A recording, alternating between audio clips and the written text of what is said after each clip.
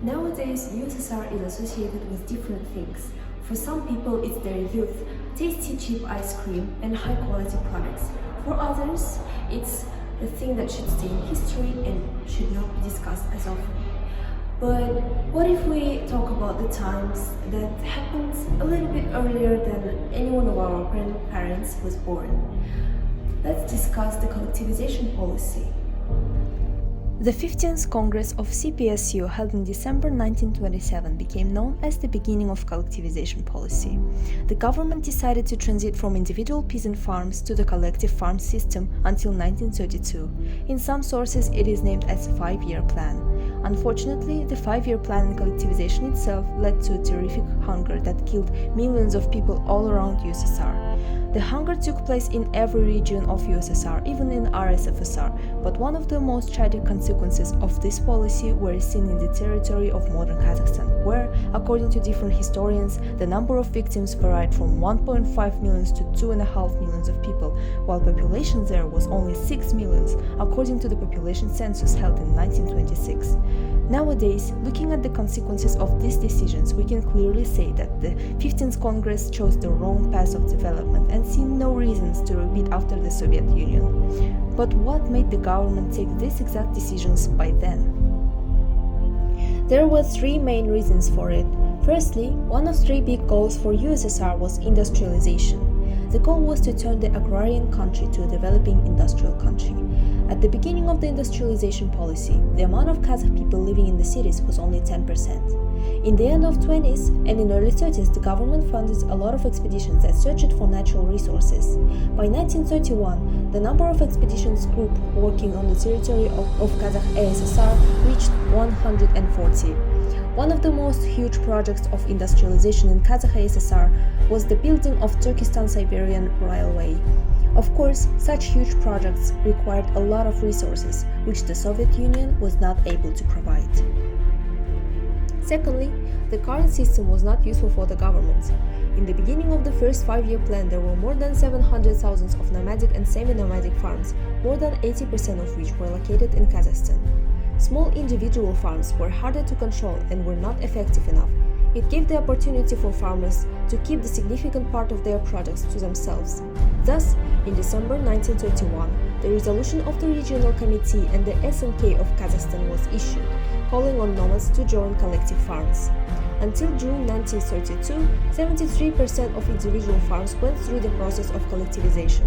The government demanded more products from farms than those could provide. Thirdly, the Soviet Union needed to get rid of kulaks. This type of organization was not only hard to control, it also conflicted with the whole ideology of the country.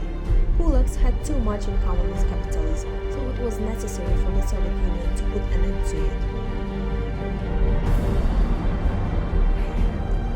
As we can see, the collectivization policy was held for reasons, but did the goal justify the consequences?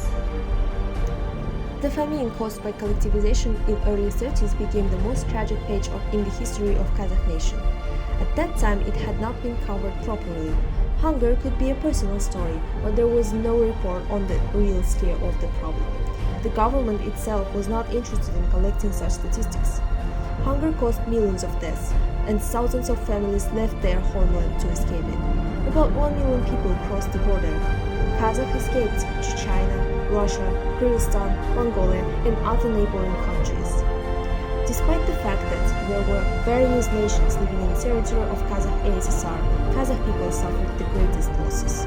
According to modern Kazakh demographers' new technology, which calculated losses by comparing people's age in censuses held in 1926 and 1939, about 1.8 million of Kazakhs became victims of the famine, which is equal to 46% of the whole population.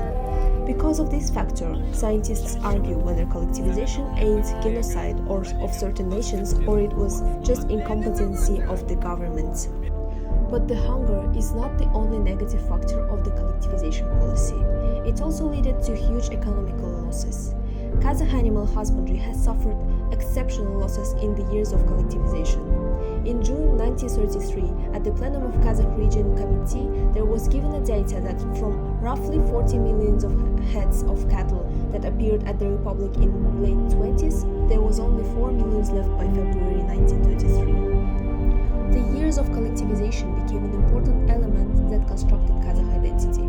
People understood how crucial it is to live in an independent country and why they need a government that cares for the people. It united the nation for generations. Famine in early 30s is one of the symbols of modern history of Kazakhstan. To identify the effects of those historical events on modern society's mind, we conducted a survey where we asked people some questions about collectivization.